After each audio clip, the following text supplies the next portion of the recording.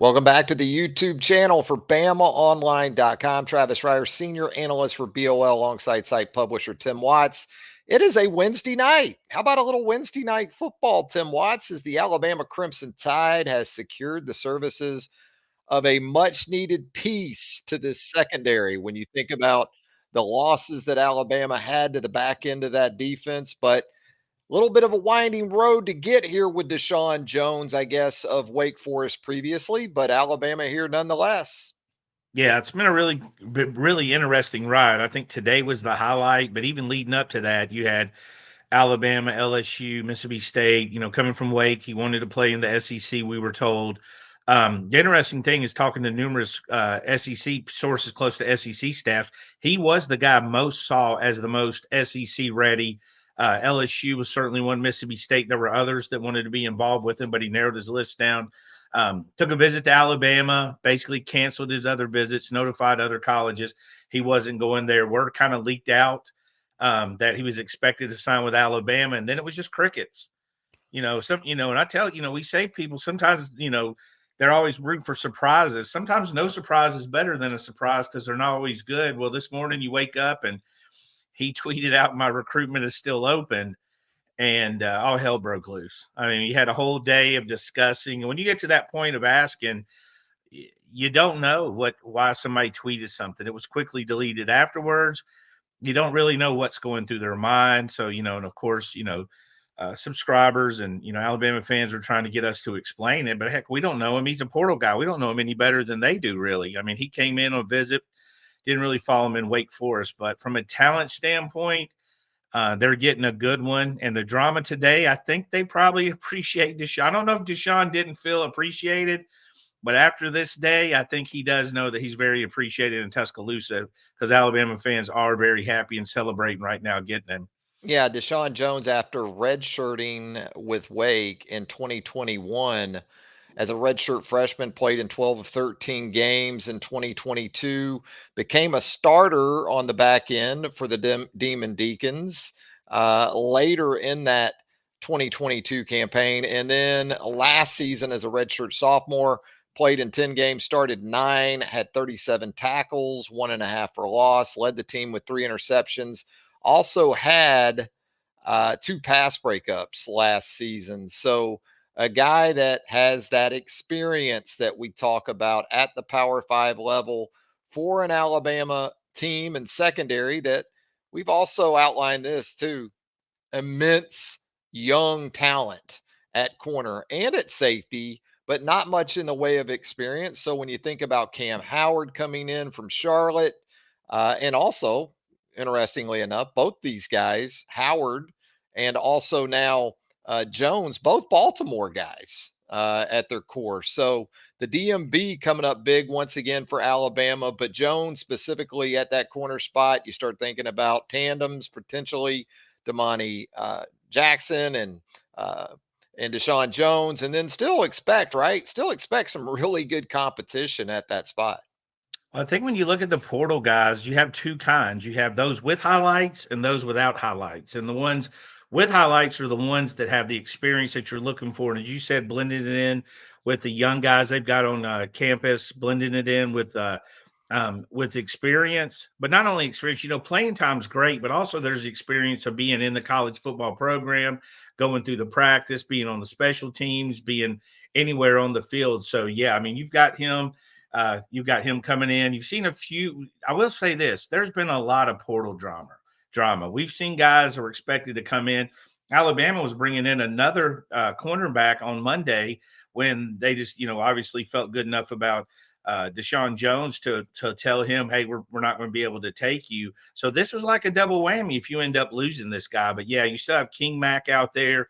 Some of the guys you've mentioned that have came in, and the secondary, again, there's not really concern with the secondary outside of the experience factor. And a lot of these guys have played some, even Keon Saab. He's one of the most experienced guys on the team. And he played 4, 5, 6 games last year. His snap total is not nearly what you would expect for a guy that talented. But yeah, they still have King Mack.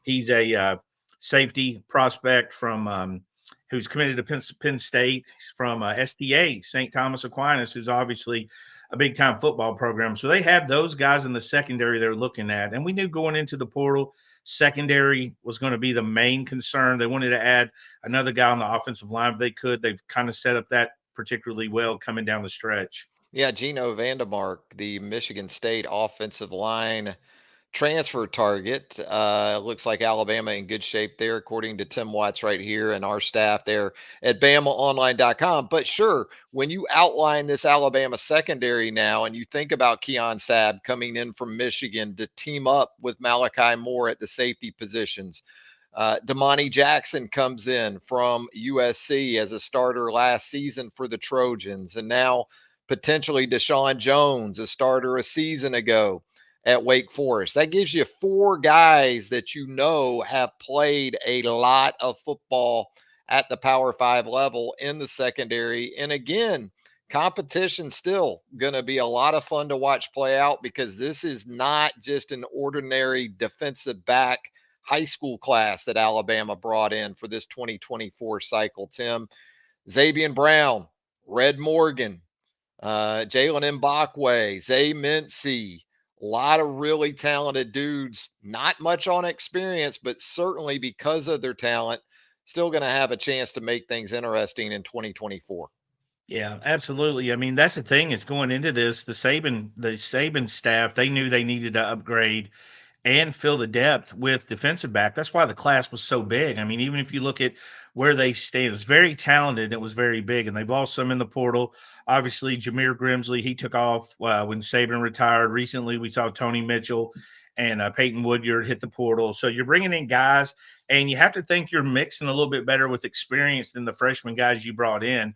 Not that the other guys aren't talented, but the separation kind of began in the spring, because we started hearing a little bit more about some of the defensive backs that had came in as freshmen than we did others. I mean, Red Morgan's a guy I'm not sure outside of the round table, the BOL message board, or the Alabama fans, that he got nearly as much attention as he should have in this class. Committed to FSU, who, by the way, is a pretty good defensive staff last year. I mean, the class had a pretty good defensive team, pretty good defensive staff, kind of knew what they were doing. But to flip him from them, he was pretty under the radar. But we began to see some separation, and now you're bringing in these guys who were, true freshmen last year or this year, or sophomores, come in. They've got multiple years to play in some cases. But again, I will say we didn't really touch on this, but the excitement of today, tweet my recruitment's open. We had a poster on the message board who literally said, like, no big deal, tongue in cheek. He said he's going to commit at 7. He's building the hype, and literally it happened. So I told him, he reminded me on the message board. I said, I think you're a witch. I'm never getting on your bad side, You because just never know who's going to post or well, what's going to get it, posted on the it round was table. he even admitted it was tongue in cheek, and then he admitted he was right. It was amazing, but to see everything that happened this week, and then to end up right now, because I see it, we saw it on the message board. They're extremely happy to add him, and there's still some room to go, and the portal's been busy. Basketball had Cliff on Sunday, a big story, and then you had DaShawn Jones, who I think he's a bigger deal. I think we'll realize when we see him competing that he was a bigger deal than we understand now. At least that's what some other coaches in the SEC believe. Caleb Skelton here in the show Mm. chat, he's accepting responsibility for that post earlier today. He says that was him. Hey, good on you, Caleb. He's If a in fact, witch. I'm yeah, telling you, he's a witch. Do not well, make his answer Caleb. to that is, You Tim, are I'm not a definitely. witch. You So can't just randomly pick. We have a whole 7 thread debate. o'clock. We got a whole thread debating what is going on, and every scenario is laid out there.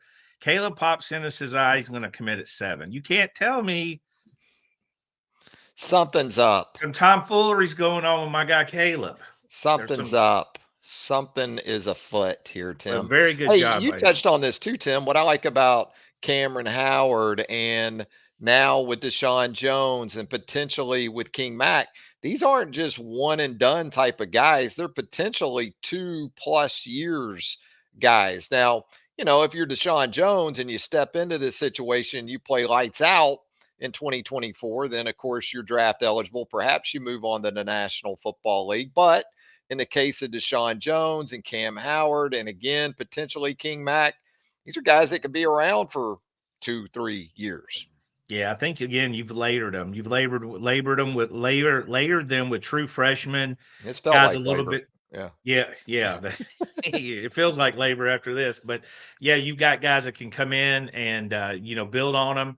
You got guys coming in already ready to play. Damani, Keon Saab. That's two guys that they're almost in the Jeff Blauser draft year, the contract year. They're certainly going Mm-hmm. out with bad intentions.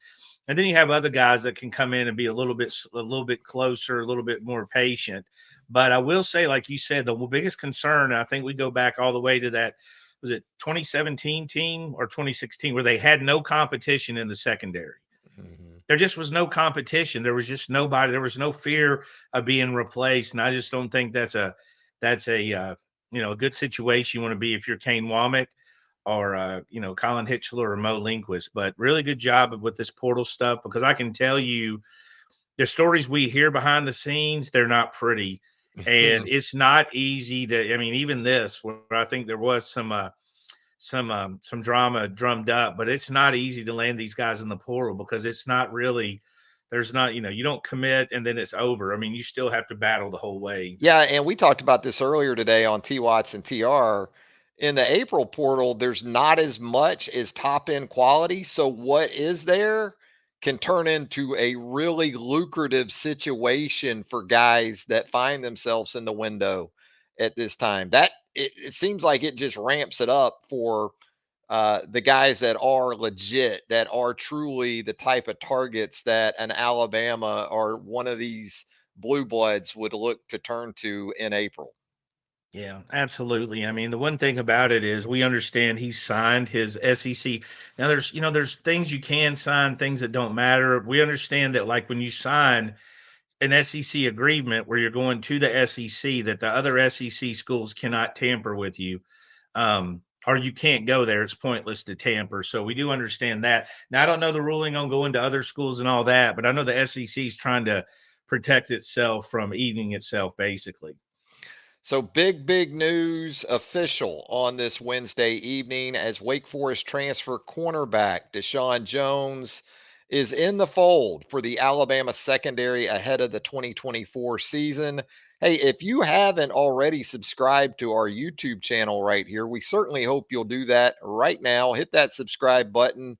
Hit a like for us while you're at it right now, if you don't mind. That would help us out tremendously. And hit that notifications bell as well. That'll get you all of our YouTube content as it drops right here on the YouTube home for BamaOnline.com. And of course, more details, more behind the scenes stuff. You're going to get all of that with us at BamaOnline.com. The roundtable with Tim Watts, Andrew Bone, Joseph Hastings, Charlie Potter, Jimmy Stein, Clint Lamb, myself, all right there with you at BamaOnline.com. So, Tim, what do you got next? I mean, we talked about King Mack. We've talked about Geno Vandemark, the interior offensive lineman from Michigan State. Maybe an outline Yeah. of what could be next. Yeah. We're kind of watching those two to see if they'll have decisions. It's been pretty quiet with both of them. Remind people that portal guys aren't necessarily like high school recruits. A lot of them are in their 20s. They've been through this. It's a different scenario. They are represented by agents quite often, not saying high school guys are not, but I think you hit the portal. And if you got SEC offers, I think you're going to have an agent more likely than not.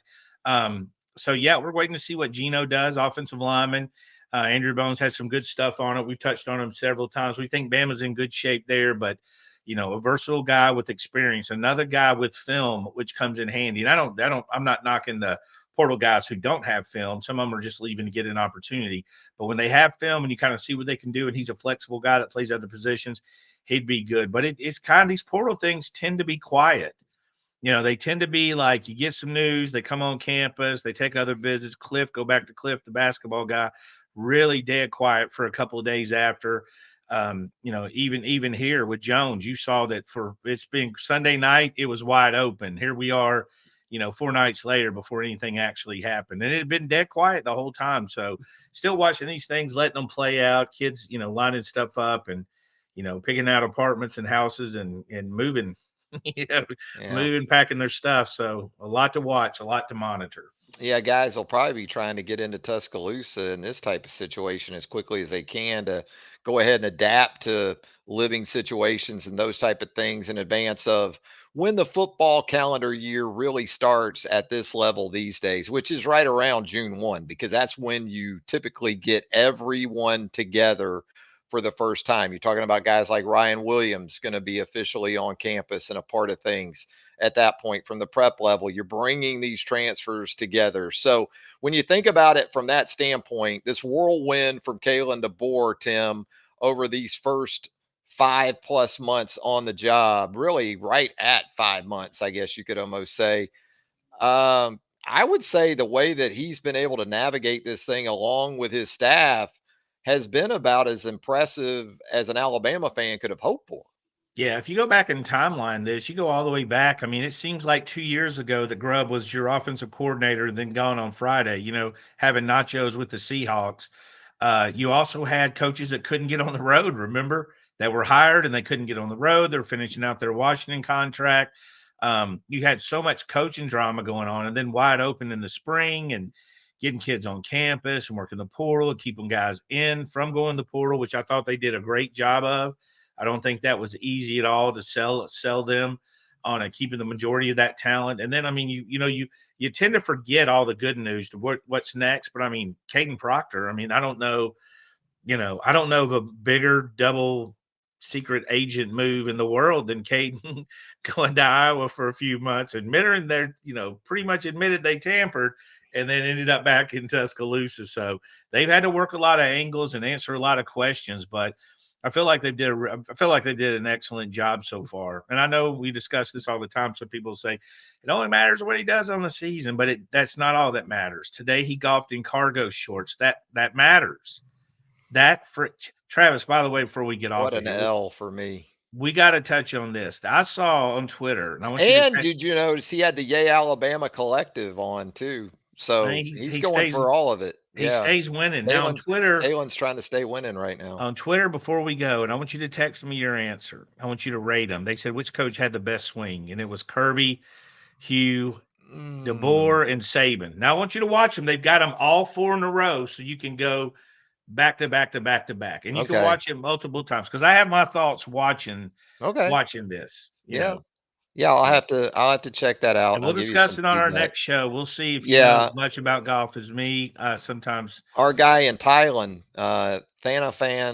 Thanafan Rogers, asking about tomorrow. Speaking of that, next absolutely. show, Tim, he's asking about that quad box. He wants that We quad box. are. We're So going to have a special guest tomorrow with Chad Simmons. We had Steve Wiltfong on a week ago, maybe. yeah, We're going to have look forward to Chad having Simmons on Chad. tomorrow with Andrew Bone. We're going to start mixing some guys in. And during the season, we're going to let you guys get to know some of the guys you love to hate on the message board, a Rusty Manziel, a Shay Dixon, some of our best friends, the guys I've worked with that, it's Jeffrey Lee. I'm going to get Jeffrey Lee on this show at some point. We might swap over because I think you're going to like these guys better in person when you see them, when you hear them talk. I think you're going to like them better than you get mad at them on the message board. But Oh, quad box for sure. yeah, absolutely. But for now, the big news again: Alabama adds Wake Forest transfer corner DaShawn Jones, and they're still out there on more on the horizon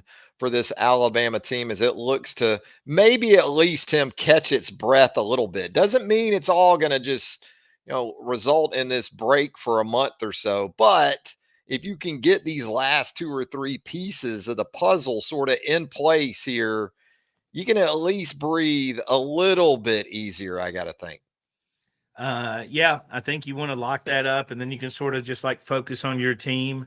I mean, basketball and football are doing the same thing because the window's open at the same time. I mean, the portal window for football closed last Tuesday, I think, and then basketball Wednesday or one day apart. I don't know why it was different days, but obviously Nate Oates putting a stamp on his class, waiting on a couple guys who are in the NBA draft to decide, and then you Kalen DeBoer trying to wrap up the guys they need and get the ones they like. And I think if they finish with Geno and King Mac, I think they would say the portal season's been a success. I think they would look at their roster and feel better about it. And DaShawn Jones, one of those corners that you watch in the kind of defense that Kane Womack is going to employ at Alabama. Excels in that zone coverage, can hold up physically on the outside at 6 foot, about 180 pounds.